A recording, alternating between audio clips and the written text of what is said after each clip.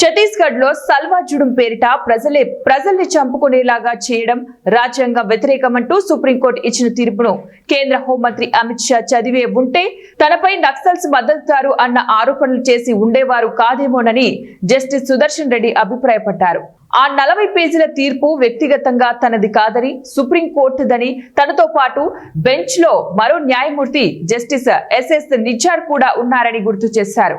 ఆ తీర్పును వ్యతిరేకిస్తూ దాఖలైన రివ్యూ పిటిషన్ ను జస్టిస్ నాగరత్నమ్మ, జస్టిస్ సంతోష్ చంద్రమ్మ కొట్టివేశారని, దేశ అత్యున్నత న్యాయస్థానానికి చెందినటువంటి ఈ న్యాయమూర్తులందరినీ కూడా నక్సలైట్లు అని అంటారా అని సూటిగా ప్రశ్నించారు.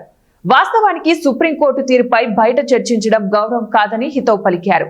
ఉపరాష్ట్రపతి ఎన్నికల్లో విపక్ష కూటమి ఇండియా తరపున పోటీ చేస్తున్న జస్టిస్ సుదర్శన్ రెడ్డి నక్సల్స్ మద్దతుదారని, అందుకే స్వలాజుండును నిర్దేశించారని అమిత్ షా తీవ్ర ఆరోపణలు చేసిన విషయం తెలిసిందే. దీనిపై శనివారం justice Sudarshan Reddy PTI, ANI, Hindustan Times, Aaj Tak వంటి పలు మీడియా సంస్థలకు ఇచ్చిన ఇంటర్వ్యూలలో స్పందించారు. గౌరవనీయ భారతదేశ హోంమంత్రిగా ఎలాంటి సైద్ధాంతిక వ్యత్యాసాలు చూపకుండా ప్రజల ప్రాణాలను, స్వేచ్ఛను, ఆస్తిని రక్షించే రాజ్యాంగ విధి కర్తవ్యం అమిత్ షాకు ఉందని, ఆయనతో నేరుగా వాగ్వాదానికి దిగాలని తాను అనుకోవటం లేదని జస్టిస్ సుదర్శన్ రెడ్డి చెప్పారు.